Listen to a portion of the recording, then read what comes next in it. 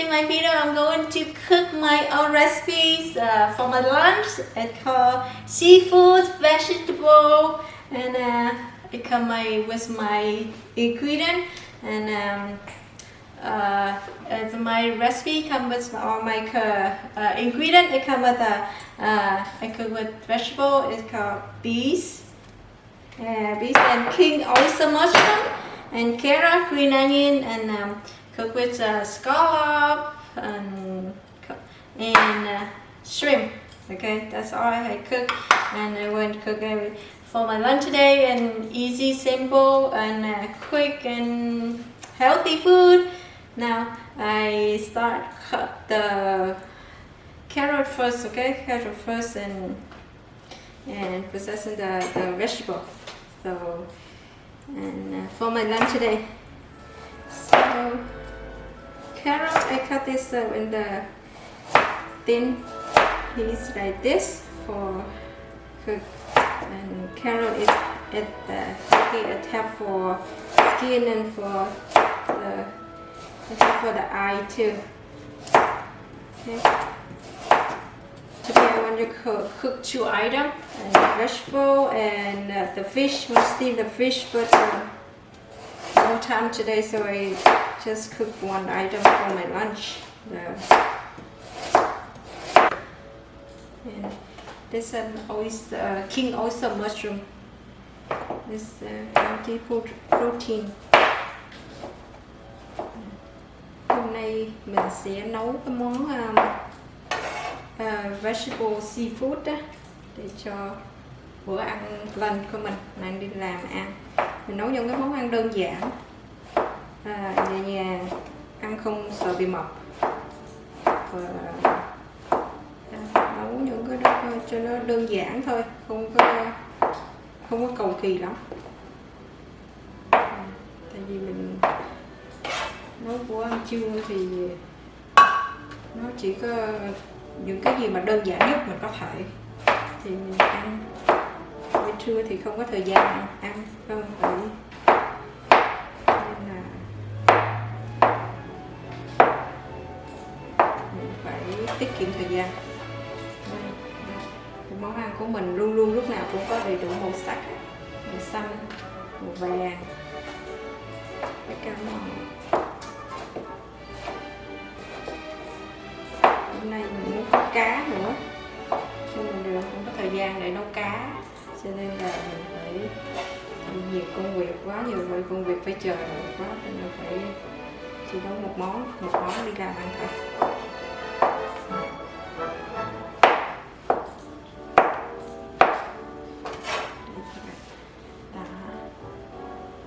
Món của mình có đầy đủ màu sắc. Bây giờ mình sắc hành ra cái green onion later, we put on the top later. So, cái hành ở đây. Cái hành thì mình cắt cái này. Thì bên Mỹ này thì ai cũng phải nấu ăn hết đó, cho nên là mình muốn tiết kiệm thời gian thì mình nấu ăn. Bắt đầu để mình trộn cái này sơ qua nha, trộn sơ qua để mình nấu. Okay, now I just soften the hot water and for 3 minutes, and I start to cook. Okay, let's go cook. Okay, my now water is boil, and now I added the vegetable inside to shock it for only 3 minutes. So the reason I shock this oil for 3 minutes and cook vegetable first, only steam it, not overcook. And reason I cook only sip my time, and I use the oil only one time. I usually use the oil 2 times. Cook the lobster and the shrimp first and take out, and then use it one more time oil and cook the vegetable, and then after that I put and added the oyster and the shrimp on the seafood on it. So this way I cook. So I cook only one time oil, put the oil on my food only. So I want too much oil in my food. So, okay, so I shove this one in the water for 2 minutes. Okay. Also, it's make the vegetable to clean the vegetable too with the hot water. Now I drain the heat on.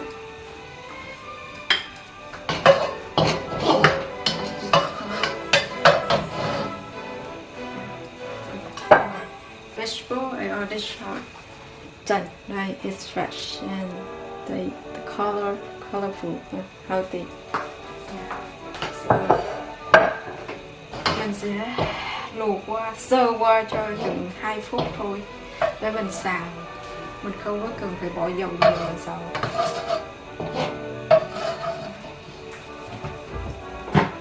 Bây giờ I add oil in the pan, hot pan.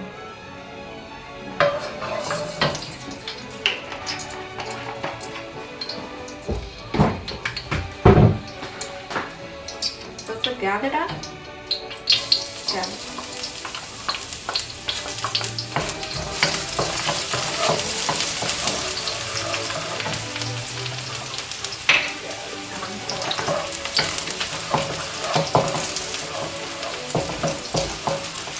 Wait until garlic is golden brown. Put scallop on it. This scallop.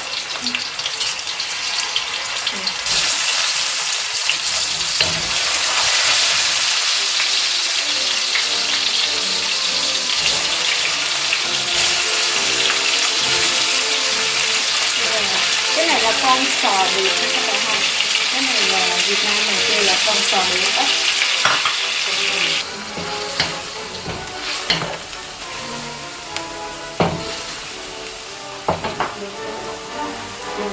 Add the shrimp on. So shrimp, okay? Shrimp on. So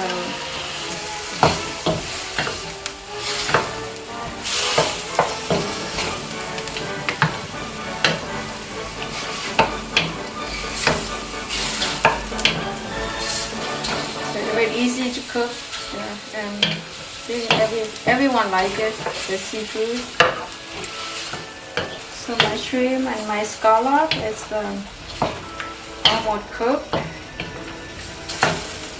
I wait a little bit longer, a little bit more. So I wait a little cook and I add the vegetable in. Mình chờ cái con sò điệp này chín và tôm mình chín và mình bỏ rau vô. Mình bỏ rau quả vô tại vì rau quả mình đã trụng sơ rồi. Bây giờ sò điệp và tôm mình đã vừa chín tới á, mình sẽ bỏ rau củ quả vô nha. My shrimp, my scallop is cooked. It's cooked now and I add the vegetable in.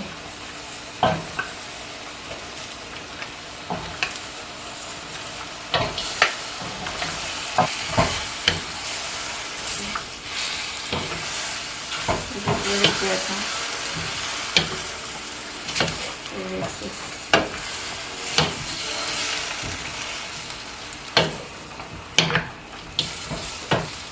And now we add, I add the seasoning on my vegetable.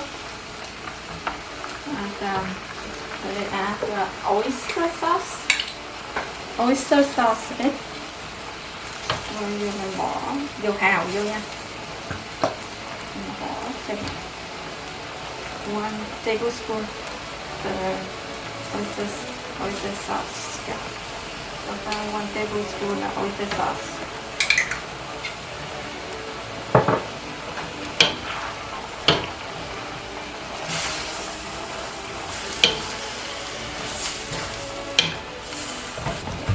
Chicken broth.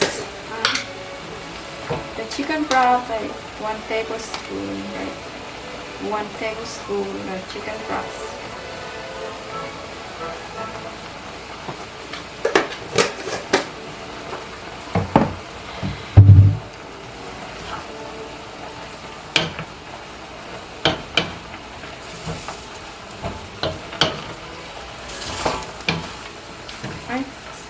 only like everything cooked like only did just 10 minutes for the food and for your own only 10 minutes. So, healthy. Rồi bây giờ mình sẽ bỏ hành lá vô. Now I add the green onion, the last one, the green onion. Okay, done. That's it for my lunch. See, only they spent only 10 minutes. This is for the whole family eat, not only myself.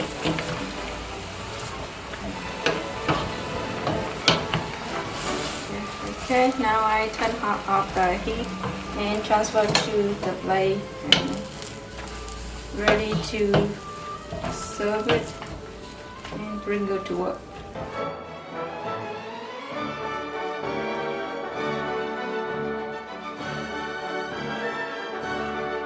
Okay, so my food is done. Only 10 minutes, so just spend only 10 minutes for my vegetable food for my lunch, and this one for package for my lunch today. And very simple, quick and easy and save my time today. Và cái món này là nấu cái món này tổng cộng có 10 phút thôi ha, mà nó nhanh, nó gọn, bổ dưỡng và tiết kiệm được nhiều thời giờ. Mình muốn nấu thêm một món nữa, tính nấu thêm một món cá nữa, cá hấp nữa, nhưng mà đều không có thời gian nên là để làm vội tới tấp, cho nên là bây giờ phải bỏ cá này lại và chỉ làm một món này thôi. Bây giờ bắt đầu phải đi làm rồi, tại vì bên Mỹ ai cũng phải nấu ăn hết trơn á, cho nên là bắt buộc đó. Tại vì mình cũng có đăng báo kiếm người làm về làm ha, mà để về làm để làm việc nhà, nhưng mà được tại vì bên Mỹ này á, mướn người nào đó mình phải mua bảo hiểm insurance vào cho họ rồi trả họ một tháng 1.000 đồng, họ không chịu làm, cho nên là mình phải tự biên tự diện tự làm hết luôn. Cho nên mình save được tiền, mình phải tiết kiệm được cái tiền đó, thì mình phải tự biên tự diễn thôi. Thì nấu ăn thì cũng không có gì khó khăn hết ha, tại vì cái thời gian của mình nó không có thôi, nhưng mà cái này nó bỏ ra chút thời gian để nấu ăn để cho mình có một bữa ăn mà mình nấu ăn cũng rất là vui, mà rất là enjoy nấu ăn. Thì các bạn có thời gian thì các bạn cứ nấu những cái món ăn mà mình thích nha, để cho có một cái bữa ăn cho gia đình cũng như cho bản thân mình ha, để mình có một cuộc sống nó tốt hơn. Và nếu mình biết làm nhiều công việc gì mình cũng biết làm thì mình có thể tự tin cho bản thân của mình hơn, mình sẽ có cuộc sống nó tốt đẹp hơn cho cuộc sống của mình. Và bây giờ thì mình sẽ ăn thử cái món mình nấu nha. Thì đây là món mà mình thích ăn mỗi ngày nên nó không có mập cho mình. Đây, ăn thử nha. Rất ngon, cái đầu này nó rất giòn nha, rất giòn. Rồi tôm mà phải có tôm, là mình có sò điệp á ha. Yeah. Okay, so I wish everybody cook the food, the vegetable food for a family. Okay, so if you like my video, please like, share, subscribe for me and support me, and we'll see you next video. Bye.